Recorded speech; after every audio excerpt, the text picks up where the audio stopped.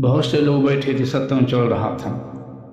स्थल को प्रणाम किए भोलेनाथ, जहाँ सत्संग हो रहा था आगे बढ़े, एक झाड़ को भी प्रणाम किए हैं, फिर आगे बढ़े हैं, एक ढेला को भी प्रणाम किया। साथ में सती पार्वती भी थी, उनको नहीं रहा गया, कहती है आप इसीलिए पगला करते, जहां तहाँ प्रणाम करते फिरते बिना मतलब। तो भोलेनाथ ने कहा था नहीं तुम नहीं जानती, मैं जानता हूं, सब जगह मैं प्रणाम नहीं करता हूं, मैं पवित्र स्थल को प्रणाम करता हूं। देखिए वहां बहुत से लोग बैठे, सत्संग चल रहा था। शब्द है सत और संग, जहां सत्य की चर्चा, सत्य उसे का जिसका नाश नहीं होता है, परिवर्तन नहीं होता है, उसे कहते हैं सत्य। जिसका परिवर्तन होता, घटबड़ होता, नाश होता, उसे कहते हैं असत। ये संसार बना है मिटेगा, हम आपको शरीर भी बना है, एक दिन नष्ट होना है।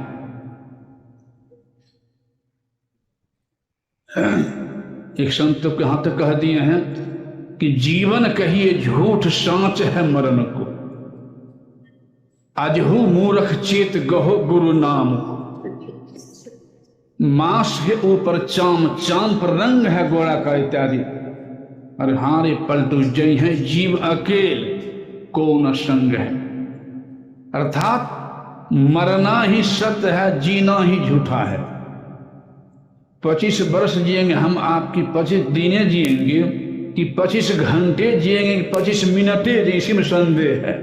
लेकिन मरेंगे कि नहीं मरेंगे, इसी में संदेह नहीं। तो शरीर नाश वाला एक दिन नाश होना है। शरीर असत्य है, मकान भी बना है, एक दिन ढहेगा टूटेगा, लेकिन आत्मा सत्य है, जीवात्मा सत्य है, आत्मा की नाश नहीं है। अगर आत्मा जड़ जाते तो लोग श्राद्ध नहीं करता। नास्तिक से नास्तिक लोग श्राद्ध करते ना हो, क्यों? माथा बात बैठी हुई है कि फलनी माया फलना बाबू जलाया गया है, मरे हैं, शरीर को जलाया गया है, आत्मा नहीं जली है। आत्मा कहीं है, उस आत्मा की सदगति हो दुर्गति नहीं हो, इसलिए करते हैं, इसलिए किया जाता है श्राद्ध किया। लेकिन वो आत्मा सदगति कैसे होगी सबको जानकारी नहीं। आत्मा सदगति कहाँ होगी, कैसे होगी, सब इस बात जानकारी नहीं। तो वहां भगवान शिव कह रहे हैं कि वहां बहुत सत्संग चल रहा, तो बहुत से लोग बैठे थे, मैं दूर से प्रणाम कर लिया, तुमको पता नहीं। कहता हाँ वहां बहुत से लोग बैठे थे। वो झाड़ को कहा प्रणाम किया, तो भगवान शिव ने कहा वो झाड़ के पास भी हाल ही सत्संग हुआ है, इसे वो स्थल भी पवित्र है। कहा ठीक है, झाड़ पास वो ढेला का प्रणाम किया, तो भगवान शिव ने कहा कि वो ढेला के पास सत्संग होने वाला है हाले, इसे प्रणाम किया। यह महत्व बता रहे भगवान शिव, भोलेनाथ। सत्संग मैं नहीं करूं, वे भोलेनाथ स्वयं गए हैं संत कुंभज के पास सत्संग करने के लिए। वो आज की बात नहीं कह रहा हूं, भोलेनाथ को पास दौड़ तो रहे हैं, लेकिन उनकी ज्ञान को जान भी नहीं करते, कल्याण होगा हमारा। भोलेनाथ को माने, उनकी बात मान भी नहीं करे, कौन मानना हुआ? भगवान राम को माने, उनकी बात मान भी नहीं करे, कौन मानना हुआ? भगवान कृष्ण को माने, उनकी बात मान भी नहीं, कौन मानना हुआ? माता पिता को माने, माता पिता बात मान भी नहीं करे, कौन मानना हुआ?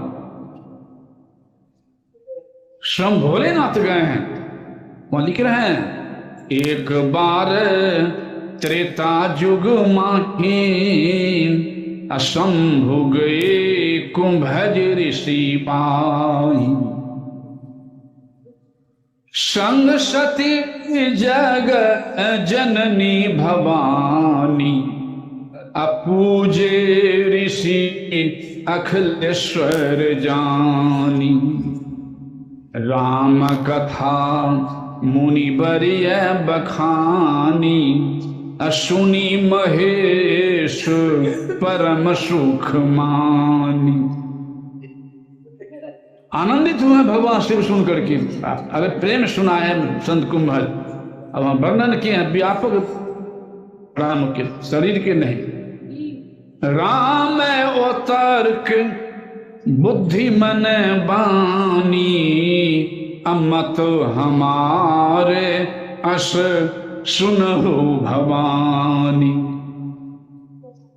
प्रेम सुन है यह महत्व सत्संग का।